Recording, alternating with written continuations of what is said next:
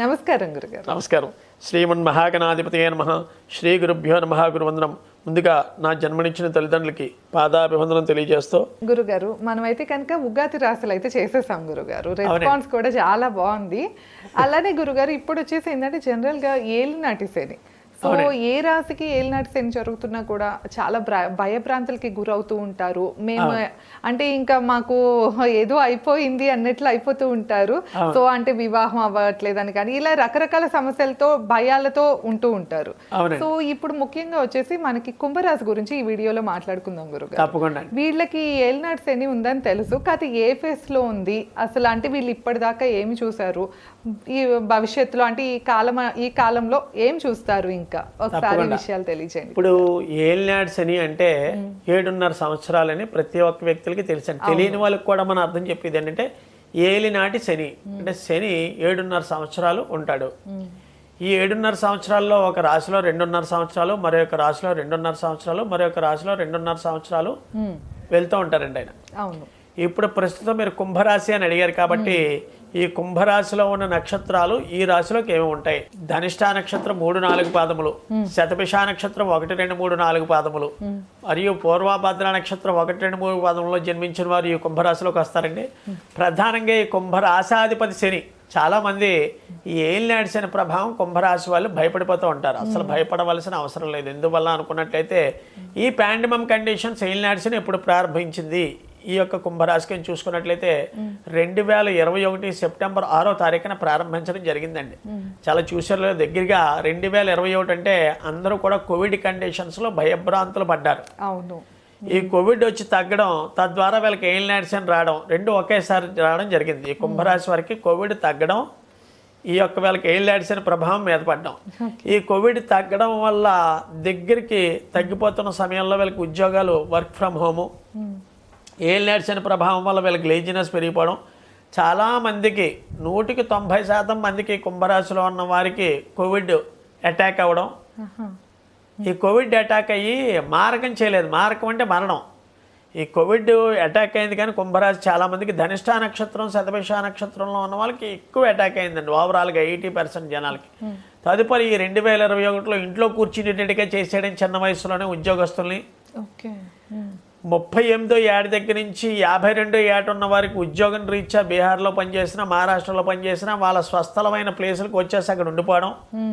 2019 నుంచి ఉన్నాళ్ళే ఎందుకు ఇంక వెళ్ళడం, ఉన్నదాంతో సుఖంగా ఉండడం బెస్ట్, రేపు పొద్దున్న రాబోయే జీవితం ఎలా ఉంటుందని కుంభరాశి వాళ్ళు ఒక భయభ్రాంతులతోటి అలాగే అక్కడే ఉండిపోవడం. అప్పటి నుంచి కూడా 2024-25 వరకు కూడా ఎటువంటి మార్పు రాలేదండి కుంభరాశిలో ధనిష్ఠా నక్షత్రం వాళ్ళకి. ప్రధానంగా చూసుకున్నట్లయితే ఎందువల్ల అని చూసుకున్నట్లయితే వాళ్ళకి మధ్యాంతరంలో అంటే వయస్సు మధ్యలో గురు మహర్దశ వెళ్ళిపోయి 36వ సంవత్సరంలో ధనిష్ఠా నక్షత్రం 3-4 పాదముల వరకే వివరిస్తున్నాను. ఈ యొక్క గురు మహర్దశ వెళ్ళిపోయి శని మహర్దశ ప్రారంభించడం జరుగుతుందండి. యాక్చువల్లీ ఈ 36వ ఏట ఉద్యోగం పోవడం కానీ, ఉద్యోగంలో బ్రేక్ రావడం ఈ కోవిడ్ వల్ల కానీ జరిగిన వాళ్ళకి 5 సంవత్సరాలు కూర్చోబెట్టేసింది. 4 సంవత్సరాలు అంటే 2021 నుంచి 2005 వరకు ఏదో చిన్న చిన్న ఉద్యోగాలు చేశారే తప్ప మంచి ఉన్నత స్థాయిలో ఎదిగిన రోజులు ఎవరికి కూడా కుంభరాశి వాళ్ళకి లేవండి. అది అప్పటి నుంచి స్టార్ట్ అయింది. మళ్ళీ శని యొక్క భగవానుడు రిలీఫ్ ఎప్పటి నుంచి ఇచ్చాడని చూసుకున్నట్లయితే 2024 ఏప్రిల్ 17వ తారీఖు దగ్గర నుంచి ఉపశమనం కలిగానరా బాబు మేము కుంభరాశి వాళ్ళు అనుకున్నట్టుగా. ఎందువల్ల అంటే ఆ యొక్క రాశికున్న వాళ్ళు ధనిష్ఠ నక్షత్రం వాళ్ళకే కదా వాళ్ళ యొక్క భార్యకి అనారోగ్యం చేయడం కానీ, లేదా వాళ్ళ ఇంట్లో వాళ్ళ పిల్లాడికి అనారోగ్యం చేయడం కానీ, వాళ్ళ అమ్మాయికి అనారోగ్యం చేయడం వల్ల కానీ, తనకు అనారోగ్యం చేయడం వల్ల కానీ విపరీతమైన ధన వ్యయం, ధనం ఖర్చు ఎక్కువగా కనిపించింది ధనిష్ఠ నక్షత్రం వారికి. ఈ ప్రధానంగా చూసుకున్నట్లయితే వీరికి 2021లో ప్రారంభించి 2028 సెప్టెంబర్ నెల వరకు ఉందండి. ఇంకా ఈ 2.5 సంవత్సరాలు జరుగుతూ ఉంటుంది ఏలినాటి శని కుంభరాశిలోనూ.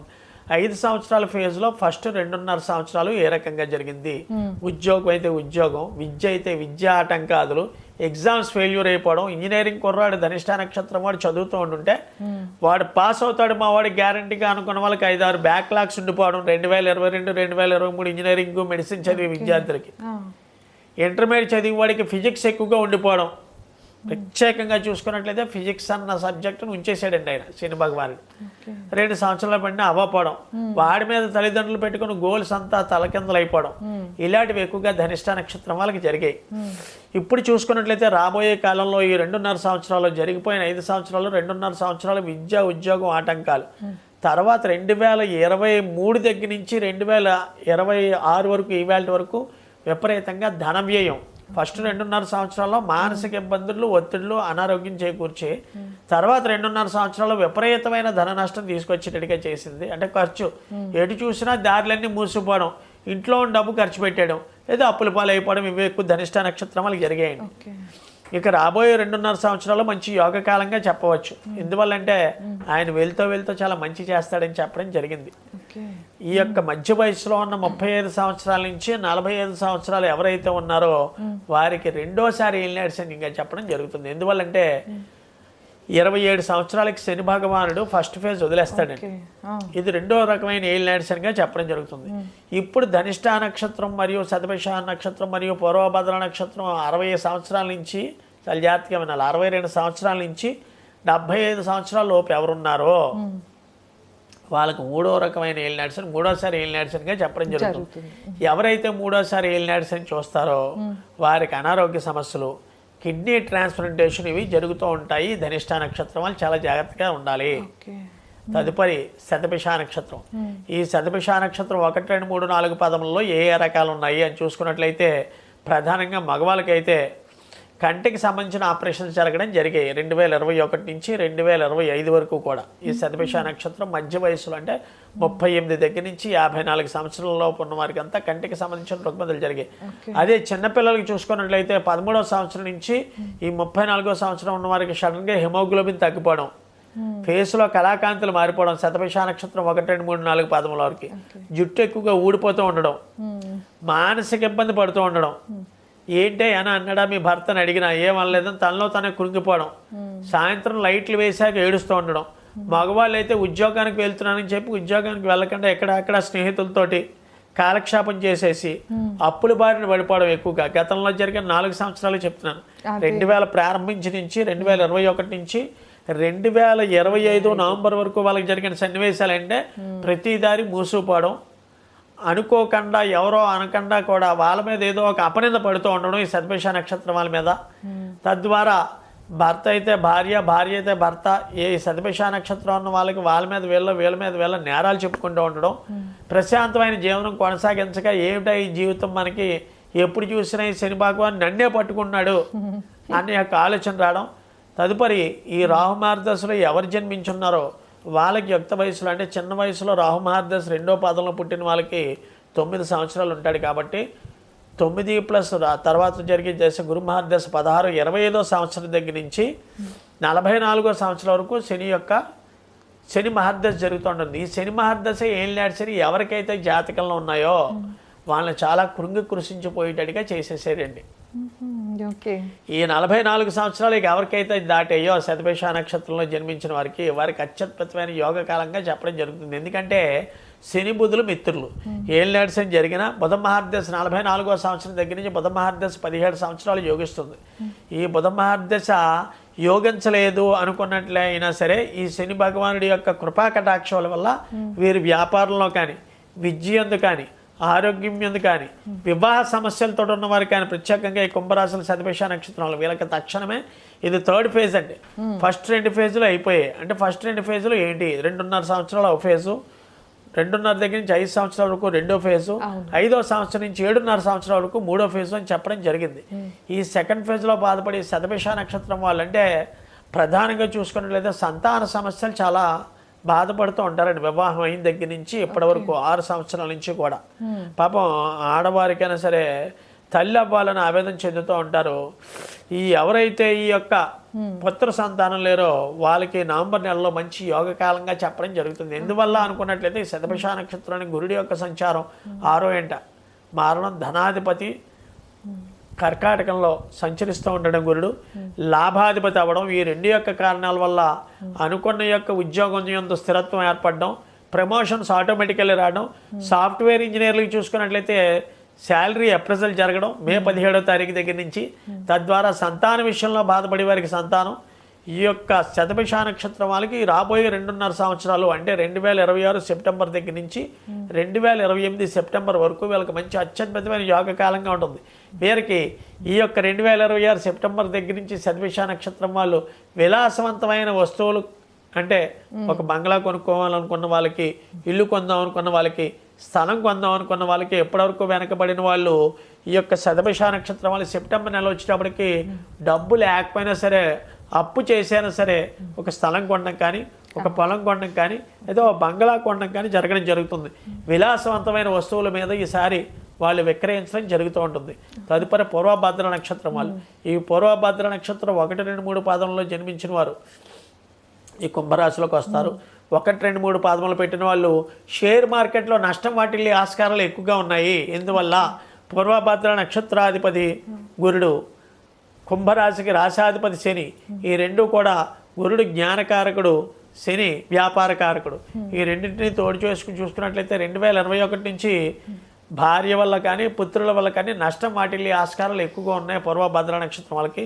వీళ్ళకి ఫస్ట్ ఫేజ్లో చూసుకున్నట్లయితే ఆడవాళ్ళకైతే స్పైనల్ కార్డ్ ఇష్యూస్ రావడం, మగవాళ్ళకైతే ఈ యొక్క న్యూరో అంటే నరాలకు సంబంధించిన బాధతో బాధపడుతూ ఉండడం, ఈ న్యూరో ప్రాబ్లమ్స్ ఎక్కువగా ఉంటూ ఉండడం, ఇవి ఎక్కువగా జరుగుతాయి.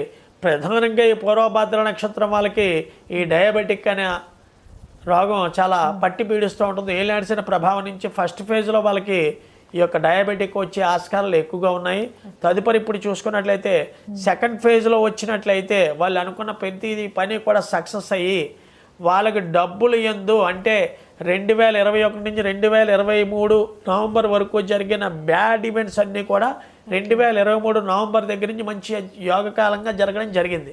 వాళ్ళు కూర్చుంటే నడుస్తే వెళ్ళిపోతూ ఉంటుందని జీవితం. దేనివల్ల అని చూసుకున్నట్లయితే పూర్వభద్ర నక్షత్రం వాళ్ళు గురుమహర్దశలో జన్మించి 1వ పాదంలో జన్మించిన వాళ్ళు చూసుకున్నట్లయితే వాళ్ళకి 12 సంవత్సరాలు గురుమహర్దశాశేషం ఉండి 12 + 19 అంటే 31వ సంవత్సరంలో వరకు శని మహర్దశ అయ్యి బుధ మహర్దశ కంప్లీటెడ్ అయిపోయి 49వ సంవత్సరంలో కేతు మహర్దశలో ఎంట్రన్స్ అవుతారండి. ఆ కేతు మహర్దశ వాళ్ళకి చాలా యోగకాలంగా చెప్పడం జరుగుతుంది. ఎవరైతే ఉద్యోగాలు పోయి అనుకున్నారో వాళ్ళు పూర్వభద్ర నక్షత్రం వాళ్ళు 2.5 సంవత్సరాలు చాలా కష్టపడి ముందుకు కొనసాగించారు జీవితం అంటే ఏంటో. అక్కడి నుంచి చూసుకున్నట్లయితే 2023 నవంబర్ దగ్గర నుంచి ఈ 2026 సెప్టెంబర్ వరకు వారికి ధనం దగ్గర లోటే ఉండదండి. తర్వాత థర్డ్ ఫేజ్లో పూర్వభద్ర నక్షత్రం వారికి ఏ రకంగా ఉంటుంది అని చూసుకున్నట్లయితే వీరు భార్య స్థానం కొంచెం వీక్గా కనిపిస్తుంది. ఈ థర్డ్ ఫేజ్లో పూర్వభద్ర నక్షత్రం ఎవరైతే జన్మిస్తారో వారికి కేతు మహర్దశలో ప్రత్యేకంగా కుజాంతర్దశ వచ్చేటప్పటికి భార్య వియోగం జరగడం కానీ, లేదా భార్య యొక్క అనారోగ్యం పాలవడం కానీ, లేదా భార్య వైపు హాస్పిటాలిటీ వైపు ఖర్చు అవ్వడం జరగడం కానీ ఇవి ఎక్కువగా జరుగుతాయి. అంటే థర్డ్ ఫేజ్ చాలా జాగ్రత్తగా ఉండాలి. పూర్వభద్ర నక్షత్రం 1, 2, 3 పాదముల వాళ్ళు. ఆడవాళ్ళు ఉన్నారు అనుకోండి గురుగారు, ఆడవాళ్ళు అనుకున్నట్లయితే మగవాళ్ళకి కిడ్నీకి సంబంధించిన ప్రాబ్లం రావడం, హార్ట్కి సంబంధించిన కార్డియాకి సంబంధించిన ప్రాబ్లమ్స్ రావడం పూర్వభద్ర నక్షత్రం వాళ్ళకి జరిగే ఆస్కారాలు ఎక్కువగా ఉన్నాయి. దీని నిమిత్తం ప్రతి శనివారం కూడా విడవకుండా 7 శనివారాలు వెంకటేశ్వర స్వామి దీపారాధన చేయడం కానీ 7 నల్ల నవ్వుతులతో పెట్టడం వల్ల చాలా అత్యద్భుతమైన యోగకాలంగా ఉంటుంది. తదుపరి రాబోయే 2.5 సంవత్సరాలు ఇప్పటివరకు ఫస్ట్ ఫేజ్లో వాళ్ళని చాలా బ్యాడ్ ఈవెంట్స్ ఇచ్చి, సెకండ్ ఫేజ్లో మంచి ఫ్లోయింగ్ ఇచ్చి, థర్డ్ ఫేజ్లో కొంచెం 2027 ఫిబ్రవరి 24వ తారీఖు వరకు చాలా జాగ్రత్తగా ఉండాలి. ఎందుకంటే ఈ థర్డ్ ఫేజు 2026 సెప్టెంబర్ 23వ తారీఖుతో ప్రారంభించి ఫిబ్రవరి 2027 పూర్వభద్ర నక్షత్రం వాళ్ళకి రిలీఫ్ ఇచ్చే ఆస్కారాలు ఎక్కువగా ఉన్నాయి. ఎందువల్ల ఈ థర్డ్ ఫేజ్లో మళ్ళీ 2.5 సంవత్సరాలుగా విభజించడం జరుగుతుంది. 2.5 సంవత్సరాల్లో ఈ 6 నెలలు కొంచెం కఠినమైన రోజులుగా పూర్వభద్ర నక్షత్రం 1, 2, 3 పాదముల వాళ్ళు చాలా జాగ్రత్త ఉండాలి. ఎందువల్లంటే వాళ్ళకి అనుకోని సంఘటనలు ఎదురవడం, స్త్రీకి అనారోగ్యం చేయడం, భార్యకి యాక్సిడెంట్స్ అయ్యి ఆస్కారాలు ఎక్కువగా ఉండడం, చేతికి అందిన కోర్టు సమస్యలు ఏర్పడుతూ ఉండడం ఇవి ఎక్కువగా జరుగుతూ ఉంటాయి. దీని నిమిత్తం 7 శనివారాలు విడవకుండా శని భగవానికి ఇష్టమైన వెంకటేశ్వర స్వామి కానీ లేదా ఆంజనేయ స్వామి ఆరాధన కానీ ఎవరైతే ప్రతి శనివారం రాత్రి 1 పూట అంటే మధ్యాహ్నం భోజనం చేసి రాత్రి ఫాస్టింగ్ ఉంటారో 7 శనివారాలు చేయడం వల్ల ఈ యొక్క దోష పరిహారం అయ్యి అత్యద్భుతమైన ఫలితాలు అనుభవించడంలో ఎటువంటి సందేహం లేదు. ప్రధానంగా నేను ఇచ్చే సూచన ఏంటంటే పూర్వభద్ర నక్షత్రం ఉన్న వాళ్ళు ఎడ్యుకేషన్లో ఉన్న వివాహం కాని మగవాళ్ళైనా ఆడవాళ్ళైనా చాలా జాగ్రత్త తీసుకుని చాలా జాతకం ఒక ఇద్దరు ముగ్గురికి చూపించే వివాహం చేయించండి. పుత్ర సంతానం ఎందు ఎవరైతే బాధపడుతున్నారో వాళ్ళ కమెంట్స్లో పెట్టినట్లయితే వాళ్ళ డేట్ ఆఫ్ బర్త్ టైము టక్మని వాళ్ళకి ఇమీడియట్ ప్రిడిక్షన్ చెప్పడం జరుగుతుంది. తదుపరి సమస్యలతో ఉన్నామని ఎవరు కూడా మానసిక ఆందోళన చెందుతూ అలా పడుకోవడం వల్ల జరగదు. నేను చెప్పిన శనివారం రెమెడీస్ చేయడం వల్ల అత్యద్భుతమైన ఫలితాలు చూస్తారు.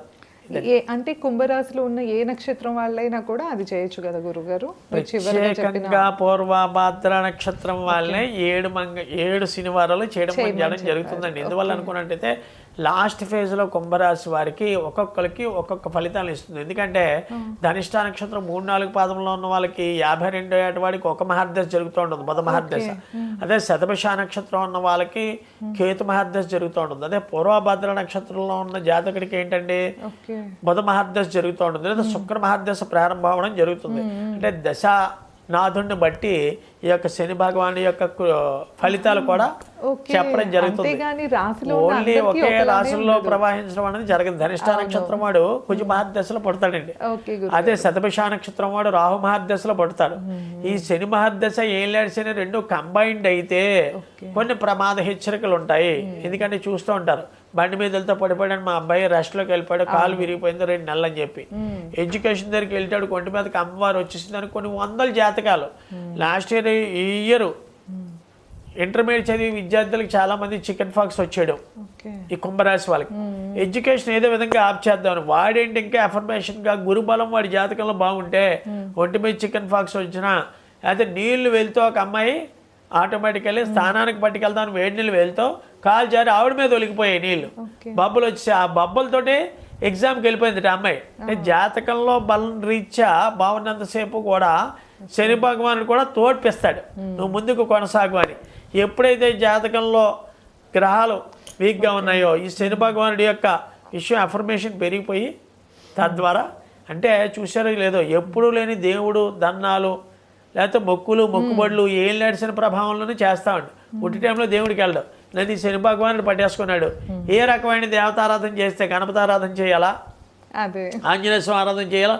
చూసారో లేదో ఏం నడిచిన ప్రభావం ఉన్న వ్యక్తులే ఎక్కువగా గుడిలో కనిపిస్తూ ఉంటారు. ఏమిటి వాడి గడ్డం పెరిగిపోవడం, జుట్టంతా పిచ్చాడిలో ఉండడం, కళాకాంతులు పోవడం. శని యొక్క ప్రభావం ఏంటంటే కళాకాంతులు తీసేస్తాడు. అంటే కొంతమంది చాలా అందంగా ఉంటారు కదండి, ఏం నడిచిన కానీ అది జాతక ప్రభావము.